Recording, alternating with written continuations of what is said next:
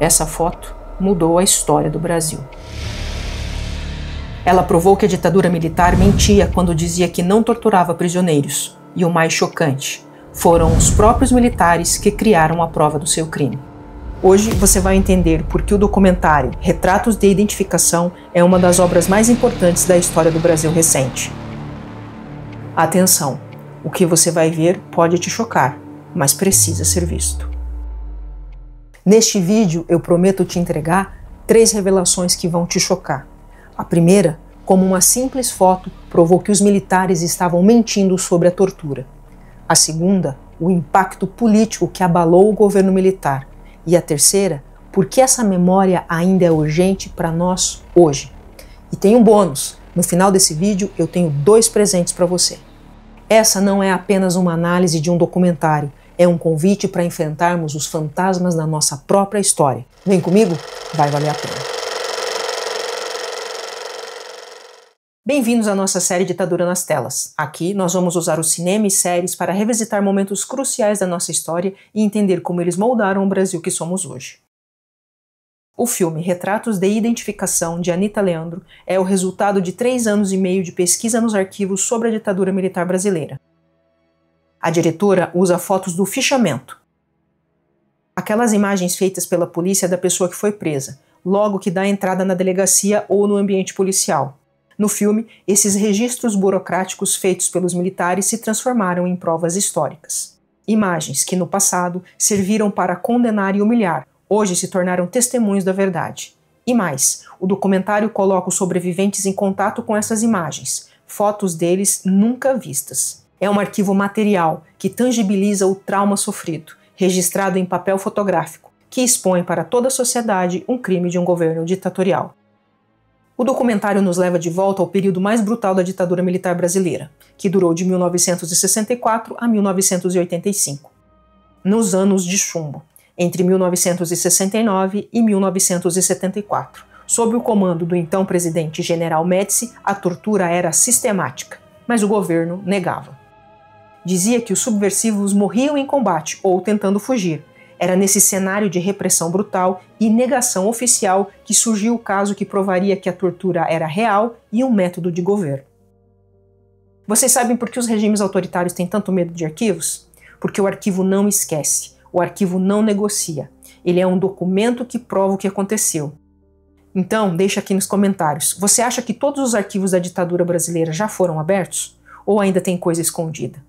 Aqui no Era Uma Vez Hoje, a gente transforma o passado em farol para o presente. Se você também acredita nisso, se inscreve no canal e compartilha esse vídeo. Vamos espalhar memória crítica. Agora vamos conhecer os 4 protagonistas dessa história real.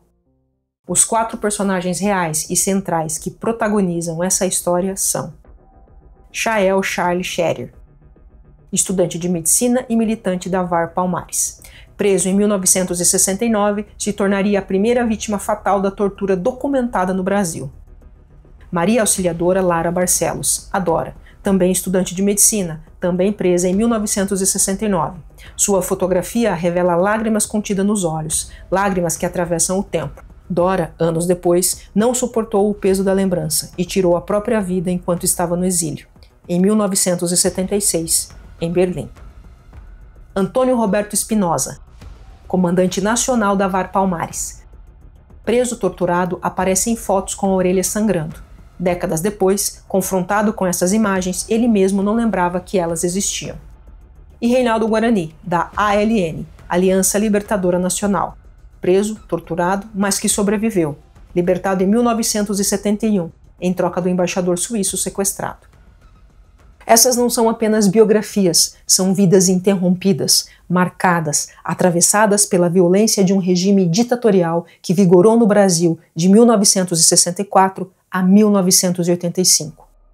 Anita Leandro fez algo genial no documentário. Ela devolveu essas fotos aos sobreviventes, Espinosa e Guarani. Eles veem suas próprias imagens pela primeira vez em décadas, e a dor, mesmo depois de tanto tempo, ainda está lá, porque o trauma não tem prazo de validade.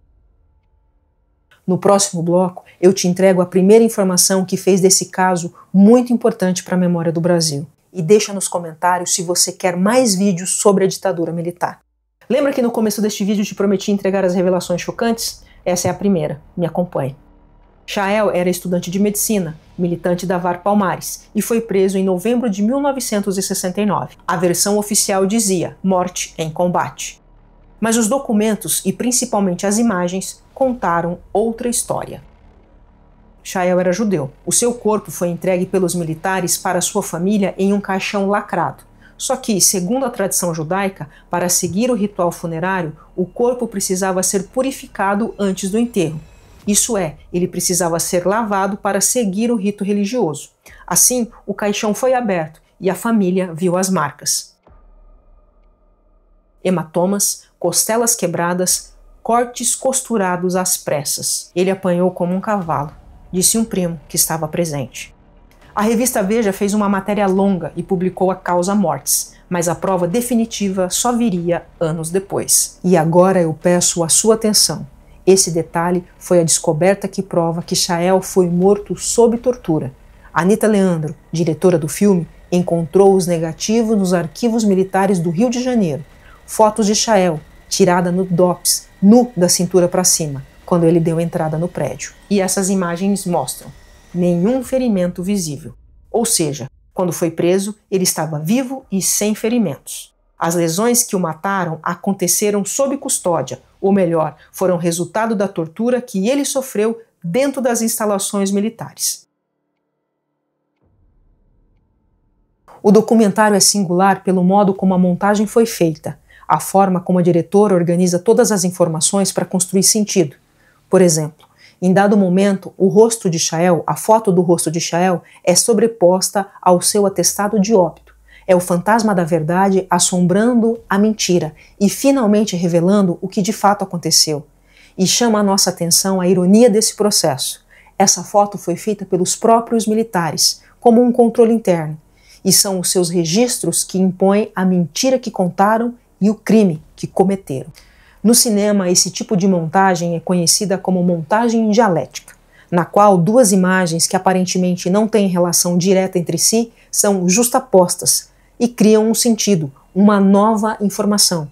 No caso, a foto de Chael, feita pelos seus perpetradores, mais a imagem do atestado de óbito, resulta em uma prova cabal de que Chael foi morto dentro das instalações militares sob tortura. Esse é um artifício da linguagem audiovisual para nos contar uma verdade.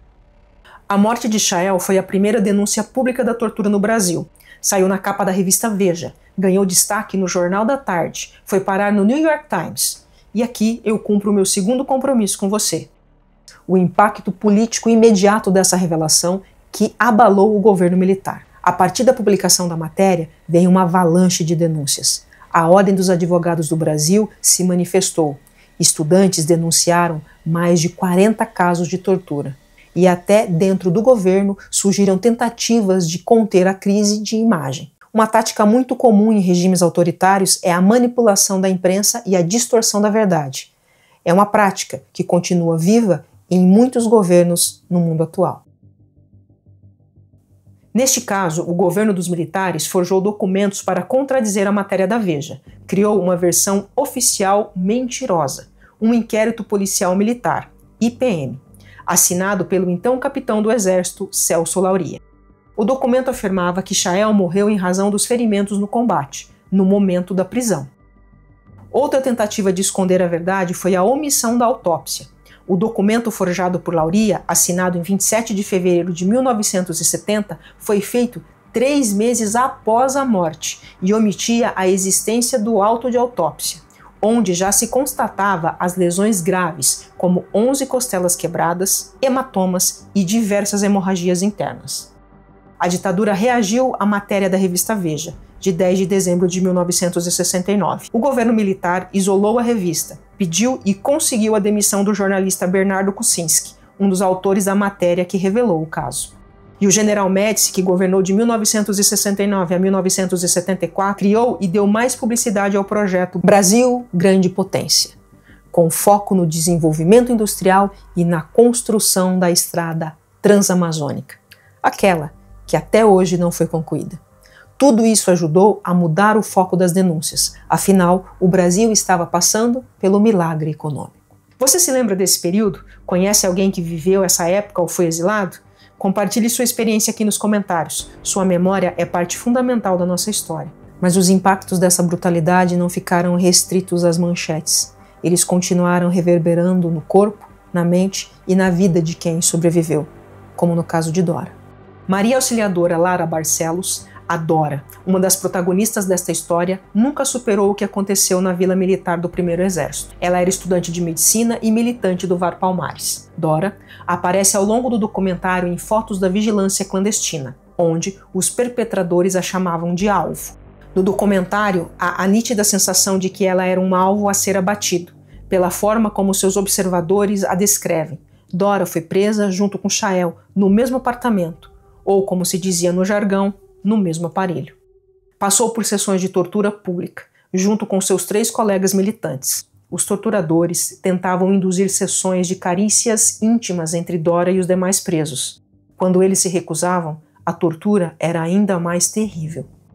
A sua imagem de entrada no DOPS revela lágrima em seus olhos. Essas lágrimas eram contraídas e inibidas. Dora tentava não dar aos seus torturadores o prazer de ver seu choro de humilhação e exaustão. O arquivo fotográfico, assim, congela o instante de uma contração humana. Em 1971, Dora foi um dos 70 presos políticos que deixaram a prisão em troca da liberdade do embaixador suíço Giovanni Enrico Bush. Porém, o trauma da prisão e da tortura, somado à perda de Chael, foi um peso insuportável. No exílio, em 1976, ela tira a própria vida. Spinoza, outro protagonista, foi confrontado pelas imagens décadas depois, durante a gravação da entrevista que concedeu para o documentário. Podemos ver que ele reviveu as cicatrizes e que elas ainda doíam. E a mãe de Chael, anos depois, buscou indenização do Estado, pedindo apenas o reconhecimento oficial da verdade e o que todos já sabiam, que seu filho não morreu em combate, mas sim sob tortura nas mãos dos militares. O sociólogo francês Maurice Halbauts, em seu livro Memória Coletiva, afirma que a memória nunca é individual, ela sempre se ancora em quadros sociais. Neste sentido, o documentário opera justamente como um agente da memória coletiva, ao resgatar a história vivida contra a história escrita, imposta pelo regime ditatorial. Retratos de Identificação faz exatamente isso. Não deixa que essas histórias fiquem isoladas. Elas são devolvidas ao grupo, à coletividade e à sociedade brasileira.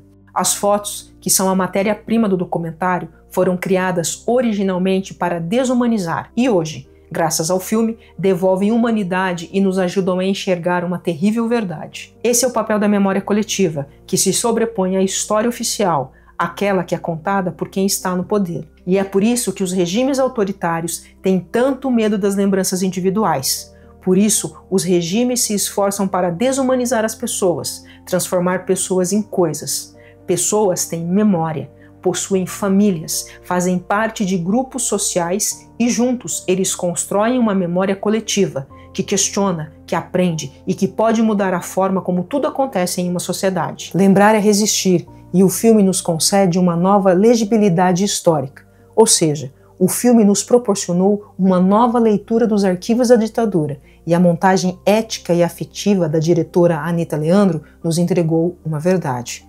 Uma memória que continua relevante para nós hoje e uma humanidade que ela nos ajuda a preservar. E essa é a terceira promessa que eu prometi entregar no início do vídeo.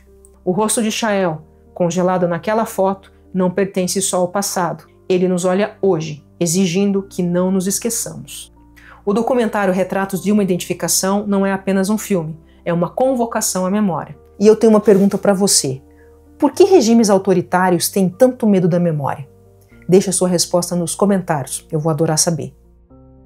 E lembra que eu te prometi 2 presentes? O primeiro deles é que, se você quer muito ver o documentário Retratos de uma Identificação, o link para o filme completo está na descrição deste vídeo. O segundo presente é o meu guia Ficção ou Realidade? 7 obras de ficção histórica para ver hoje e alguns detalhes importantes que você não pode deixar passar.